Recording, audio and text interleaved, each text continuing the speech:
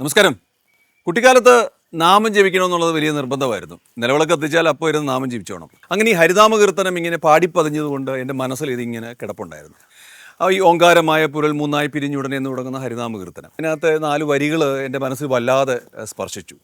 അർക്കാനലാതി വെളിവൊക്കെ ഗ്രഹിക്കും ഒരു കണ്ണിനു കണ്ണുമനമാകുന്ന കണ്ണതിനു കണ്ണായിരുന്ന പുരുൾ താനെന്നുറയ്ക്കും അളവ് ആനന്ദമെന്തു ഹരി നാരായണായ നമ. എന്നെ നിങ്ങൾ കാണുന്നത് നിങ്ങളുടെ കണ്ണുകൊണ്ടാണ്, ഞാൻ സംസാരിക്കുന്നത് എൻ്റെ വായ കൊണ്ടാണ്, ഈ പുറത്തുള്ള ശബ്ദം കേൾക്കുന്നത് ചെവി കൊണ്ടാണ്, നാവ് കൊണ്ട് രുചിക്കുന്നു, തൊക്കുകൊണ്ട് നമ്മൾ സ്പർശനം അറിയുന്നു. കണ്ണിന് കാണാൻ പറ്റില്ല, ചെവിക്ക് കേൾക്കാൻ പറ്റില്ല, മൂക്കിന് ശ്വസിക്കാൻ പറ്റില്ല, നാവിന് രുചിക്കാൻ പറ്റില്ല. ഇതൊക്കെ അനുഭവിക്കുന്നത് മറ്റെന്തോ ആണ്. ഇപ്പം നമ്മൾ പല കാഴ്ചകളും കാണുന്നുണ്ട്, പക്ഷേ നമ്മൾ ഒന്നും മനസ്സിലേക്ക് വരുന്നില്ല. അല്ലെങ്കിൽ നമ്മൾ കേൾക്കുന്നുണ്ട്, എല്ലാം നമ്മൾ കേൾക്കുന്നില്ല. ഇതൊക്കെ അനുഭവിക്കുന്നത് മനസ്സാണ്. പക്ഷേ ഈ മനസ്സിനെ കാണിക്കുന്നത്, മനസ്സ് കാണുന്നത്, അറിയുന്നത് മറ്റൊരു തലമാണ്. അതിനെ നമ്മൾ ചൈതന്യം എന്ന് പറയുന്നു.